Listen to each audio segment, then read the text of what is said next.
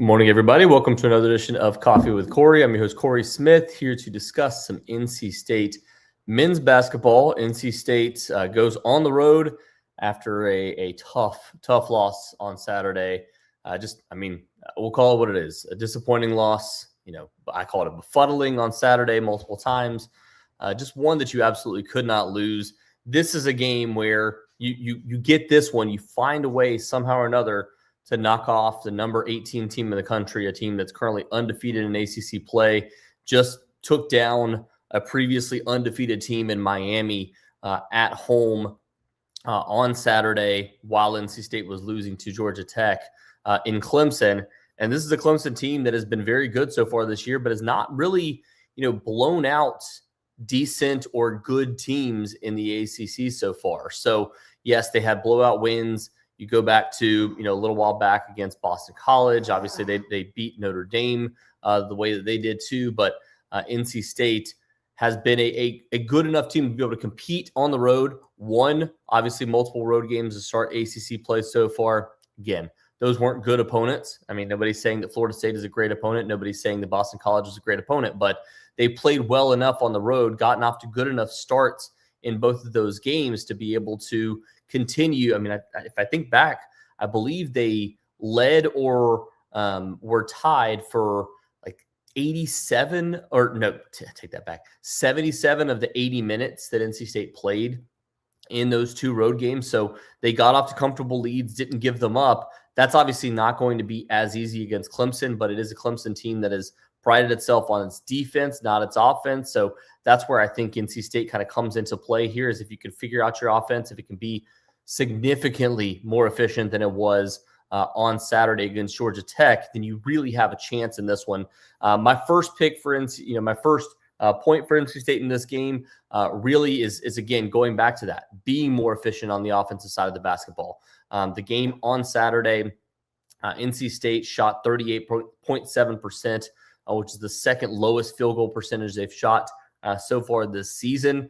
And it was only the third time they've shot below 40% from the field on the year under Will Wade. So clearly that has to get better. I mean, that had to get better regardless of how well you shot on Saturday. But really, if you shoot below 40% in the ACC, it's going to be really hard to win any games like that unless you have, the number one defense or the number two defense in the country. And that's clearly not what NC State has right now. It's gotten better. The defense has gotten significantly better, still giving up, a few too many big games to teams that you would kind of hope aren't doing, to players that aren't having big games. Typically it's been like a career high from whoever it is on Saturday. Georgia Tech had one of those as well. But you go back to the offense. We raved so much about the offense early on in the season. The defense is actually top 40 in the country right now. So, according to KenPom, the offense is 37th, the defense is 40th, and that's what puts NC State inside the top 30 in the KenPom ranking. So that's, clearly both sides of the basketball have been good enough for NC State. It's about having both of those show up in the same game. And that's what happened when you had Florida State. That's what happens when you had, the Boston College wins. Now it's about doing that against a good quality opponent in Clemson on the road. So the offensive side of the basketball has to be more efficient.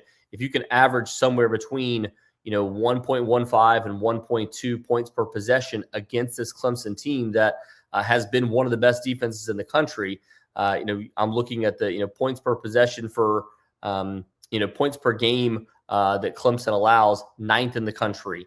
The average scoring margin, they're plus 12.7, which is 29th in the country.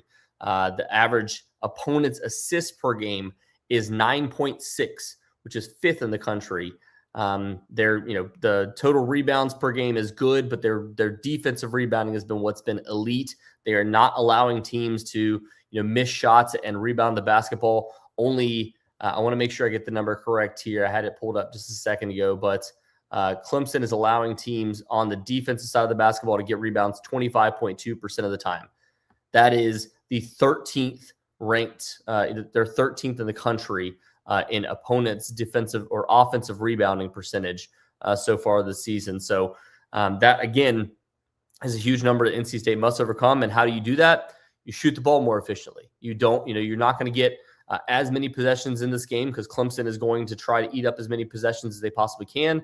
But if you can create turnovers, which again, this is a good team as far as not turning the basketball over.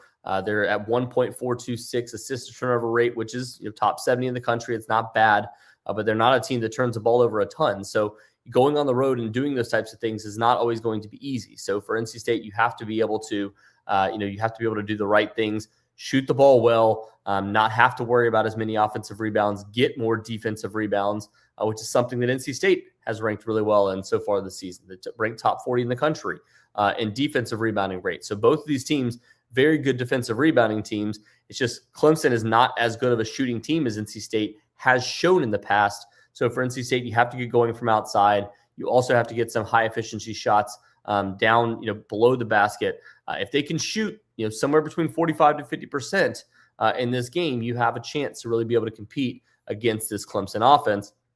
It's just this defense is going to be really difficult and put the clamps on you.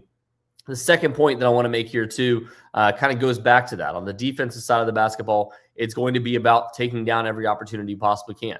Look, this is not a great offensive team. NC State, again, defensive rebounding wise has been really good so far this season. Clemson's, offense has been good. 77.2 points per game, which ranks 135th of the country. Assists per game, 13.7, 177th in the country. So, this is not a team that really does a lot that wows you on the offensive side of the basketball. 3-point percentage, they rank 205th in the country. 2-point shots, they rank 64th in the country. So, and again, and shooting percentage wise, they shoot just below 47 or 46.5%. So that ranks 96th in the country. So all of these metrics, they're not a great or overwhelming offense. It's just really for NC State, it's about making the most of those opportunities, coming down with those defensive rebounds. That's going to come down to Darian Williams stepping up as a defensive rebounder. It's going to come down to Vidal Lubin stepping up as a defensive rebounder. We've seen him multiple times be able to do those types of things. But I think genuinely to me, it's going to come down to NC State being able to rebound the ball well defensively. And as Gary points out here, and if you haven't checked him out, Packing with Gary, he said Clemson starts with two guys 6'10". Do you think Musa should start alongside Lubin? I don't know that we're going to see Musa Sanye start alongside Lubin. I don't know that they're going to move away from that. Now, we have seen, him go to those different lineups, and maybe he does to start the game out. But I do think not Musa starting, but we saw in the past Scotty Abube starting, saying that he wanted to win the opening tip. I believe that might have been against UNC Asheville right before they were playing Kansas, if I remember correctly. But, I don't know that they'll necessarily start Musa Sanye, but where I think that it could be, I do think you could get more minutes in this game. And I think a healthy Musa Sanye could make a difference in this game because of the fact that you do need to get more, defensive rebounds. And I do think he's been an efficient enough player for you. I don't think he's going to be a great offensive player for you, but he's 2 for 2 in the last game, hit both of his free throws before taking a shot to the face. I don't know how much that took him out, but I do think, him getting more minutes in this game, especially more than 9 minutes, which is what he got last time out against Georgia Tech, I think could play a big part in this too, because you do need size down low. You need to be able to rebound the basketball well in this game on the defensive side of the floor to be able to limit what Clemson is able to do offensively. Because again, they're not a great shooting team overall, but for NC State, if you're able to pull down some of those, create extra possessions, get back to the other side of the basketball, and be able to finish in transition offensively for NC State and not allow them to get in their defensive sets, which is something that Clemson prides themselves so much on this year in particular. NC State really has a shot in this one. And the last thing too, as far as my pick to click, we'll try to get in and out of this quickly because I actually do need to drive down to Clemson here in just a little bit to go cover this basketball game. But the last thing that I'm going to point out too, the pick to click for me for NC State in this one, and again, we're not going to be able to do this very often, and I've done it. I think I've done it one time before, but my pick to click in this one is going to be Darian Williams. I do think the key to NC State being able to find a way to win this game, I think you need to get efficient games from Quadir Copeland, not only from a shooting percentage, but also this distribution. He did have a pretty critical turnover the last time out that could have ended up being an extra possession. Again, it's a culmination of a game. It's not all just the ending, but that critical turnover really hurt NC State, and I think for him being efficient would be huge. The big thing for me in this one, Darian Williams has to get going again on the road in this one. He's a guy that 20 plus points in the last 2 games on the road. Obviously was not on his game. 2 of 11 overall, 1 of 6 from 3-point range the last time out against Georgia Tech. Those numbers are not going to work. You need a better game from Paul McNeil. You need a better game from several people. But the reason why I say Darian Williams is because there's multiple factors that are going to play into this for NC State. You have to be an efficient team. You have to be effective on the offensive side of the basketball, but you also need to be able to come down with defensive rebounds. If he's able to help in that category, if he's able to finish, we've seen him finish with double doubles. We've seen him, get somewhere between 7 to 8 rebounds and 6 of those be on the defensive side of the basketball. That would be major for what NC State's trying to accomplish in this game.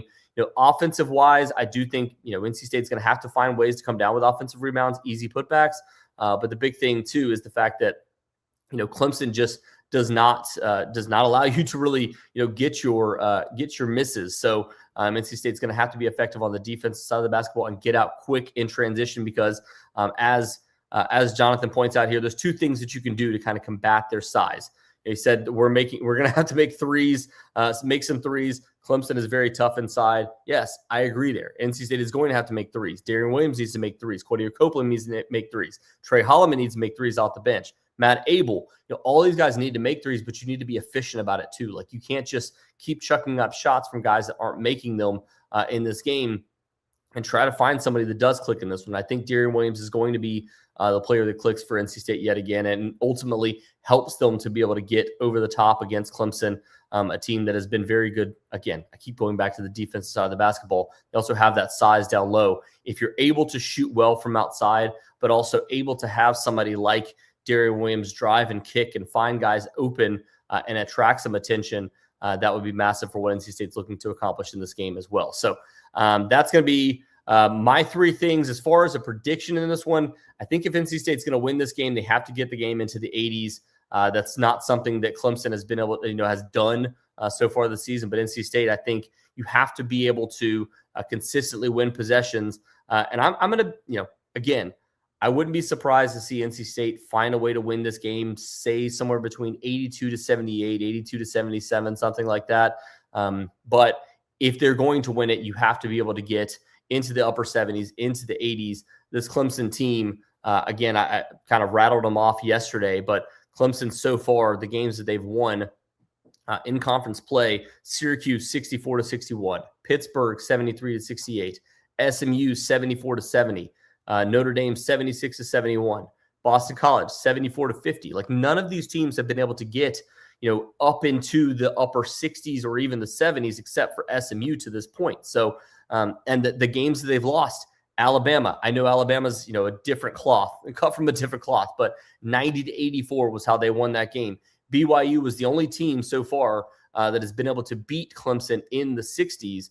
They beat them 67 to 64, and then Georgetown much earlier on in the season, 79 to 74. So this is a team that if you can get into the upper 70s, if you can get into the 80s, it's hard for them to keep up offensively. So NC State has to be able to do those types of things and be able to figure that out. And yeah, as Gary said, is there an updated injury report? Actually, let me check on that really quickly. I did not even check on that last night because of the fact that we were doing the podcast at the time and potentially waiting on an NC State commit on the defensive side of the basketball, which I shared with our people. Jordan Snell is the only player that's out. So NC State should have everybody available. Clemson is without Zach Foster and questionable Blake Davidson and Trent Steinor. So I don't know that those would be like massively effective players. And if they're questionable, typically they have a pretty good chance to play. So that could affect Clemson. But as of right now, I think NC State is in a good place, especially the fact that you've been able to get some of these guys back and get back to where you want to get to on the offensive side of the basketball. We'll see if Scotty Ebube does play in this game any minutes. We'll also see how effective a guy like Trey Holloman, his second game back. He was clearly on a little bit of a minutes. He's limited minutes in the last game. I want to make sure I go back and get the correct number here. Yeah, I mean he only scored 6 points in that game. Trey Holloman played 18 minutes in that game, so he's fully back from everything I've heard, though. So we'll see how big of an impact he's able to have in this game too. But again, my prediction, if I'm going to go with an official prediction here, I say 82-77 win for NC State. That's the number you have to get to if you're going to win this game. If you don't, then you probably don't win this game, because this is a really good defensive team for Clemson. I don't know how many times I've said that, but just know that going into this one. So thank you again, everybody, for listening. We will have much more coverage tonight from Clemson. We will talk to you guys again soon.